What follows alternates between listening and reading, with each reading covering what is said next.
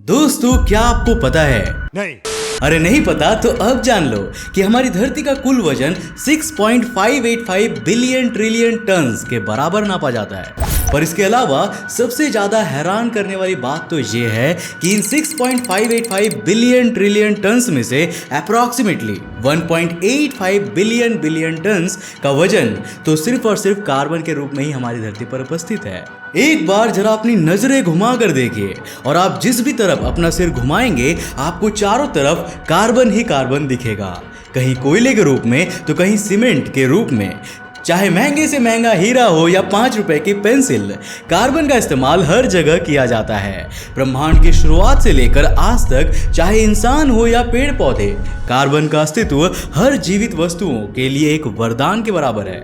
लेकिन क्या होगा अगर यही कार्बन अचानक से एक दिन इस दुनिया से तो क्या बल्कि इस पूरे ब्रह्मांड से गायब हो जाए तो? चलिए, ज्यादा नहीं पर अगर सिर्फ 5 सेकंड्स के लिए ही ये कार्बन हमारे पूरे ब्रह्मांड से गायब हो गया तो आप मानेंगे नहीं पर यह संपूर्ण ब्रह्मांड अपने अंत के कगार पर आ जाएगा। ब्रह्मांड में कार्बन इतना ज्यादा जरूरी है, लेकिन कार्बन के इंस्टेंट डिसअपीयरेंस के बाद क्या ह्यूमैनिटी इतने बड़े क्राइसिस को सरवाइव कर पाएगी? और इसके आगे क्या किसी और प्रकार के जीवन का भविष्य धरती पर संभव हो पाएगा? आज की इस वीडियो में हम लोग कुछ इन्हीं सवालों के जवाब जानने वाले हैं और गहराई से पता करने वाले हैं हमारी रोजमर्रा की जिंदगी में कार्बन के महत्व के बारे में। तो हेलो गाइस, मैं हूं कौशिक और चलिए जानते हैं कि क्या होगा अगर कार्बन इस ब्रह्मांड से गायब हो गया तो। दोस्तों, कार्बन इस दुनिया के सबसे पेचीदा और रहस्यमयी एलिमेंट्स में से एक है जो कब कौन सा रंग दिखा दे इसके बारे में कोई कुछ नहीं कह सकता। पर इसी 6 इलेक्ट्रॉन्स वाले कार्बन के ऊपर हमारे पूरे ब्रह्मांड की नींव टिकी हुई है। और इस नींव का कारण सिर्फ यही नहीं है कि कार्बन हमारे ब्रह्मांड में उपस्थित चौथा सबसे ज्यादा पाए जाने वाला विजिबल मैटर है, बल्कि कार्बन की एक्सट्रीम इंपॉर्टेंस के पीछे और भी कई सारे फैक्टर्स जिम्मेदार है। हमारी धरती भले ही एक वर्सेटाइल और डाइवर्स ग्रह है जहां पर ऑक्सीजन समेत कई सारे एलिमेंट्स काफी ज्यादा मात्रा में पाए जाते हैं, पर अगर हम लोग धरती और कुछ चुनिंदा ग्रहों को अपनी सूची से निकाल दे तो ब्रह्मांड में उपस्थित ज्यादातर ग्रहों में सबसे ज्यादा मात्रा में कार्बन ही मौजूद है। कुछ के एटमॉस्फेयर में कार्बन मोनोऑक्साइड की मेजॉरिटी है तो कुछ ग्रहों में तो लिक्विड कार्बन की नदियां बहा करती है। वहीं कुछ ग्रह ऐसे भी है जहां कार्बन एक तरह के सीमेंट की तरह काम करता है जो कॉस्मिक डस्ट से बने हुए उन प्लैनेट्स को एक साथ कंबाइंड फॉर्म में हमेशा हमेशा के लिए जोड़कर रखता है। पर जोड़ने से याद आया कि हमारी धरती पर बनाई जाने वाली बिल्डिंगों में भी जो सीमेंट यूज होता है ना, उसमें भी तो कार्बन प्रेजेंट है। सही मायने में आप ऐसी कोई चीज इमेजिन नहीं कर सकते जिसमें कार्बन की उपस्थिति ना हो, फिर चाहे वो हम इंसानों के संसाधन हो या ब्रह्मांड के विशालकाय अजूबे। ब्रह्मांड में अगर कुछ भी बना है तो कार्बन ने डायरेक्ट या इनडायरेक्ट तरीके से अपना कंट्रीब्यूशन उसमें कहीं ना कहीं जरूर दिया है। लेकिन सवाल यह आता है कि क्या होगा अगर इस पूरे ब्रह्मांड से सिर्फ 5 सेकंड्स के लिए ही ये कार्बन गायब हो जाए तो, और बाद में उसी रूप में वापस आ जाए तो? क्या इस छोटे से बदलाव से ब्रह्मांड में कोई चेंजमेंट आएगा या फिर पूरा का पूरा ब्रह्मांड ही समाप्त हो जाएगा? या इस कहानी में भी कोई ट्विस्ट है? जानने के लिए वीडियो को आगे तक देखो। अगर ब्रह्मांड के अंत की बात की जाए तो इसका सीधा सा जवाब है हाँ। ब्रह्मांड में कार्बन के चले जाने की वजह से कई सारे प्लैनेट्स वापस से अनस्टेबल हो जाएंगे और जिस तरह से उन्होंने अपने बॉन्ड को एक सॉलिड फॉर्म में बनाकर रखा था, महज 5 सेकंड में ही वो बॉन्ड पूरी तरह से टूट जाएगा और वो ग्रह बस कुछ ही पलों में वापस से सदियों साल पुराने अपने कॉस्मिक डस्ट के रूप में लौट जाएंगे। ऐसे किसी भी सिचुएशन में अगर उन ग्रहों में किसी तरह का लाइफ फॉर्म अपने प्रिमिटिव स्टेज पर भी होगा तो वो लाइफ फॉर्म भी पूरी तरह से खत्म हो जाएगा, क्योंकि वो लाइफ फॉर्म जिस ग्रह पर था वो ग्रह अब उस कॉस्मिक मैसेकर की वजह से एग्जिस्ट ही नहीं करता, जिसका मतलब सालों की मेहनत और विकास के कारण आने वाले ये बदलाव वापस से ग्राउंड जीरो पर लौट जाएंगे और जिन ग्रहों की संरचना अरबों साल पहले हुई थी वो सब भी वापस से अपनी संरचना के स्टेज पर पहुंच जाएंगे। कार्बन की घर वापसी के बाद भले ही वह ग्रह वापस से एकत्रित होना शुरू कर दे, पर उन ग्रहों को सब कुछ शुरू से शुरू करना होगा और अपनी इस अवस्था में वापस आने के लिए वापस से अरबों सालों का वक्त बिताना होगा।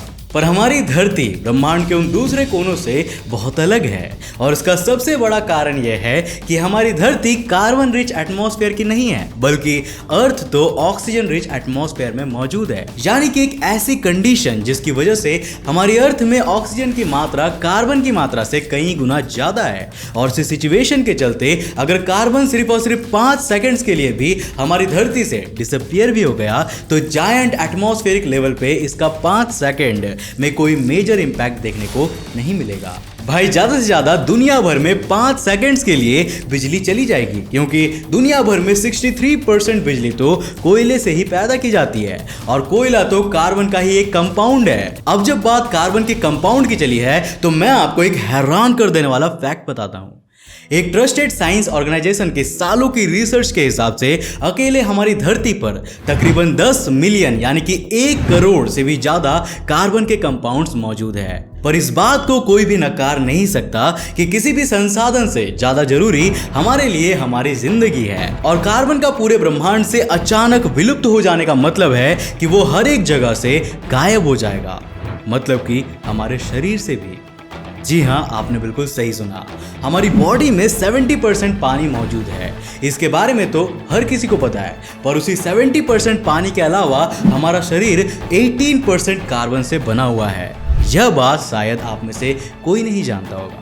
बस पानी की तरह यह कार्बन हमारी बॉडी के अंदर अपने नॉर्मल स्टेट में प्रेजेंट नहीं होता और ये सिर्फ किसी एक रूप में हमारे शरीर में उपस्थित नहीं होता, जिसकी वजह से हमें इस बात का एहसास ही नहीं हो पाता कि कार्बन भी हमारी बॉडी का एक इंपॉर्टेंट हिस्सा है। लेकिन सच बात तो यह है कि कार्बन के बिना किसी भी ह्यूमन बॉडी को इमेजिन करना बेसलेस है, क्योंकि कार्बन ना सिर्फ हमारी बॉडी में प्रोटीन को प्रोड्यूस करता है, बल्कि हमारी बॉडी का सबसे इंपॉर्टेंट स्ट्रक्चर यानी कि डीएनए भी कार्बन की मदद से ही बन पाता है। इसके अलावा C6H12O6 यानी कि ग्लूकोज में भी कार्बन के 6 मॉलिक्यूल्स मौजूद होते हैं और इन तीनों चीजों की वजह से ही हमारा शरीर ना सिर्फ शारीरिक तौर पर विकास कर पाता है, बल्कि मानसिक तौर पर भी इन एलिमेंट्स की वजह से ही हम लोग कुछ भी सोच पाते हैं या किसी भी चीज की कल्पना कर पाते हैं। यूं तो 5 सेकंड का वक्त बस चुटकी बजाते ही गायब हो जाएगा, पर उस 5 सेकंड के अंतराल में इन सभी चीजों का आपके शरीर से पूरी तरह से चले जाना आपके शरीर को जीवन भर का नुकसान देकर चला जाएगा, क्योंकि 5 सेकंड के वक्त में ही डीएनए की कमी से आपके शरीर में जो नुकसान देखे जाएंगे, अपनी एब्सेंस से वापस आने के बाद भी उस टूट चुके डीएनए को वापस से रीअसेंबल और रिपेयर करने में उस कार्बन को कई सालों का वक्त लग सकता है। और ऐसा वो सक्सेसफुली कर भी पाएगा या नहीं, इसकी भी बहुत ही कम प्रोबेबिलिटी आंकी जाती है। यानी कि क्लियर कट कहूं तो अगर हम लोग सबसे अधिक मात्रा में अंदाजा भी लगा ले तो इससे 1/3 आबादी की मृत्यु हो सकती है और बाकी कईयों के शरीर जिंदा होकर भी बेजान पड़ सकते हैं। इसके अलावा 5 सेकंड के लिए कार्बन की धरती से चले जाने की वजह से उसके द्वारा बनाए जाने वाला ग्रीन हाउस इफेक्ट भी कुछ देर के लिए ही सही पर डिसअपियर हो जाएगा, जो महज कुछ ही सेकंड्स के टाइम पीरियड में धरती के कई कोनों में आइस एज लाने तक के लिए सफिशिएंट है। कार्बन हमारी धरती पर गर्मी पैदा करने के लिए one of the most important resource में से एक है, बट इसकी इतनी सी ही एब्सेंस ह्यूमैनिटी को कितनी पीढ़ियों तक का दर्द दे सकती है, इसका आप अंदाजा भी नहीं लगा सकते। ऊपर से सीमेंट से ही कार्बन के चले जाने की वजह से दुनिया भर की कई बिल्डिंगें धाराशायी हो सकती है और इस प्रलय की वजह से जो मृत्युएं होंगी उस स्तर की तबाही की तो कोई भी अंदाजा भी नहीं लगा पाएगा। अब इतने सब के बावजूद भी हो सकता है कि हमारी ह्यूमैनिटी इस प्रलय को किसी न किसी तरह से पार कर ले, पर एक बात तो तय है कि इसके दुष्परिणाम कम से कम हमारी अगली पीढ़ी को तो झेलने ही पड़ेंगे।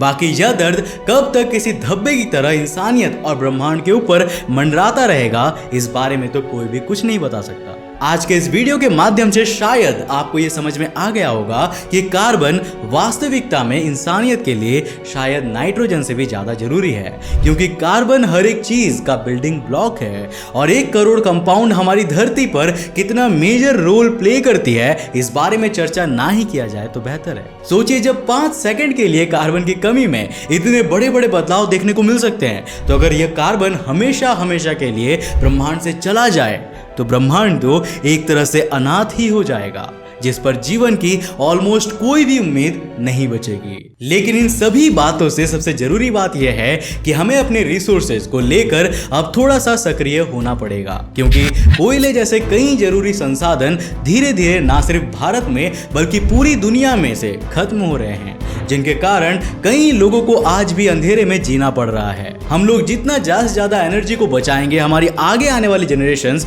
उतनी ही ज्यादा एंजॉय कर पाएगी। इसीलिए एनर्जी को बचाने के लिए ज्यादा से ज्यादा योगदान कीजिए। अगर आप अपने घर में एक बल्ब की बिजली बचाएंगे तो किसी जरूरतमंद के घर में रोशनी रह सकेगी।